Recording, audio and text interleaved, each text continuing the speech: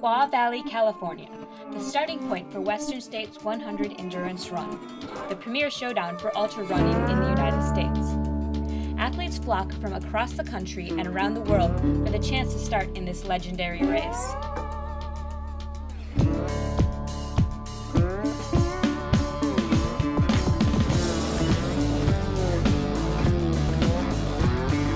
For some racers, this race is just the beginning of what promises to be a long and successful career, while for others, this race will be the crowning achievement in their years of ultra running.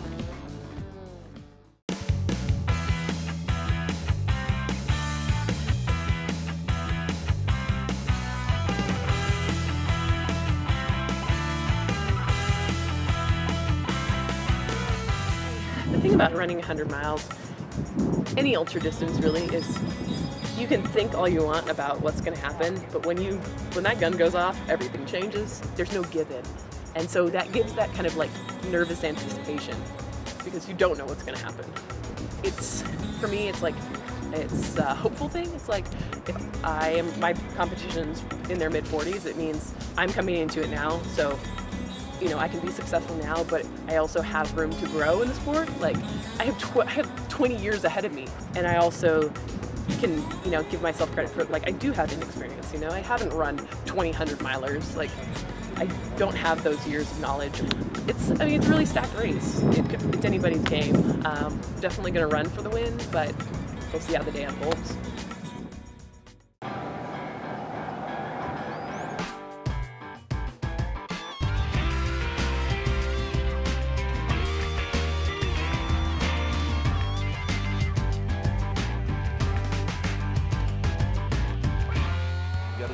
No matter where you live, you got to do the work. And the work, I mean, you got to put time on feet. So you got to do the miles.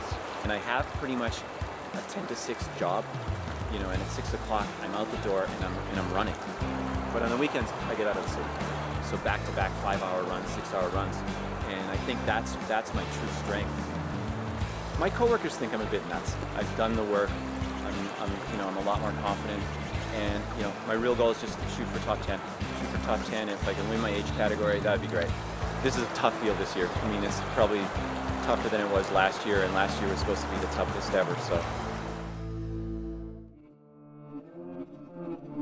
As the clock approaches the final countdown, racers know that the results of tomorrow are now largely out of their hands, and all they can do is get one last night of good sleep, or at least try to.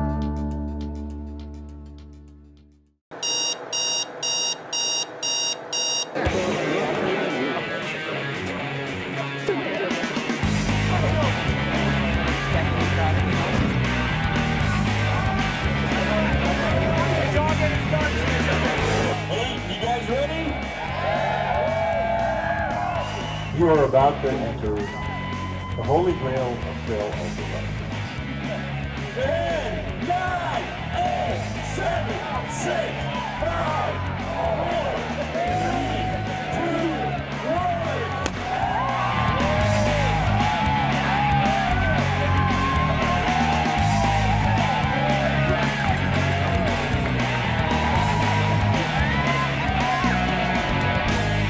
The race begins by climbing up Squaw Valley to the high point of the course at Watson's Monument. Meanwhile, 100 miles away, the finish line awaits.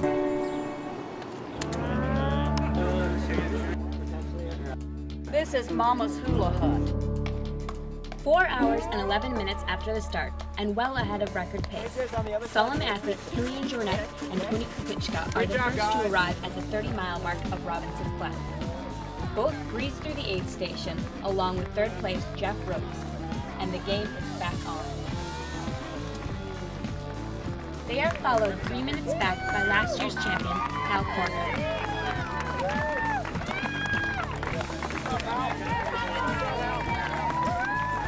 In 5th place is Zach Miller, then Lee Schmidt and Nick Clark.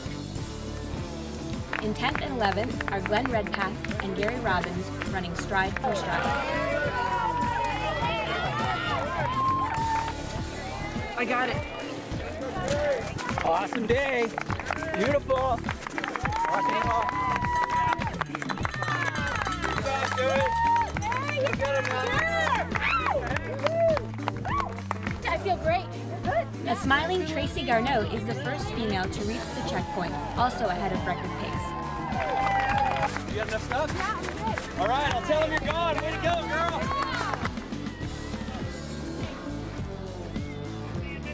Tracy has opened up an 8-minute gap on second place for Joelle Vaught. I got those. All right, stay with you. All right. Third place is Nikki Kimball, and running very comfortably in fourth is Solomon's Devin Crosby Helms. The racers make their way through two of the race's main canyons, Devil's Thumb and El Dorado, to reach the halfway point of Michigan Bluff.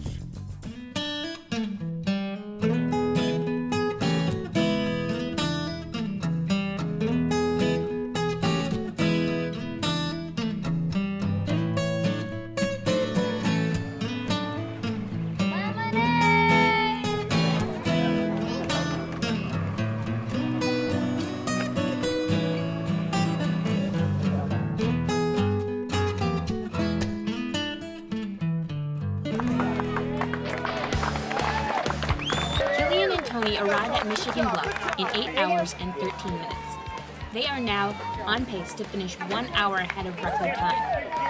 Tony makes a very quick transition in the aid station, while Killian takes a little more time.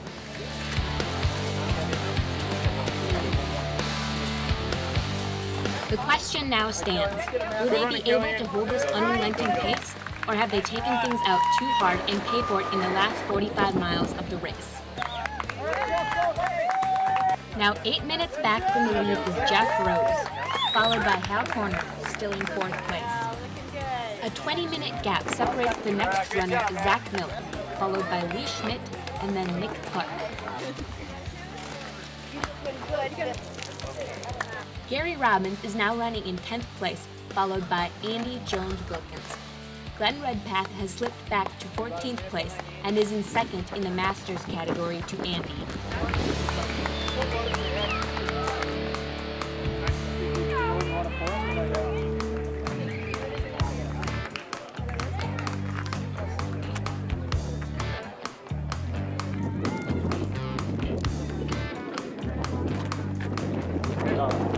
See you at Forest Hill.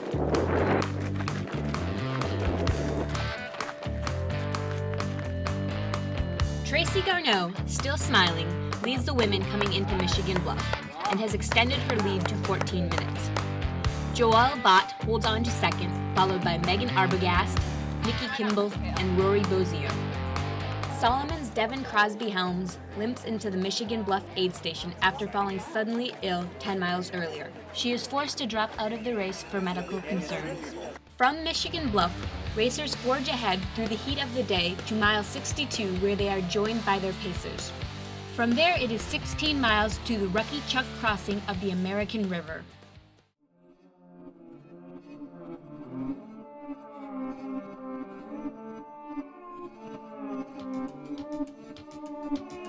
It is here that another race favorite, Hal Corner, must call it a day. Both vying for the title of Masters champion, Glenn Redpath and Andy Jones-Wilkins arrive at the crossing, having run together since Michigan Bluff. Redpath wastes no time in breaking away as he powers up the climb to Green Gate. Good job, man.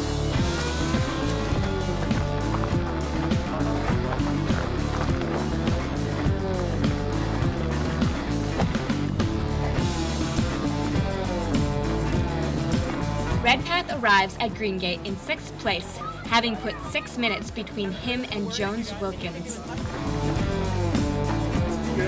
From Green Gate, there are 20 miles to the finish in which anything can happen.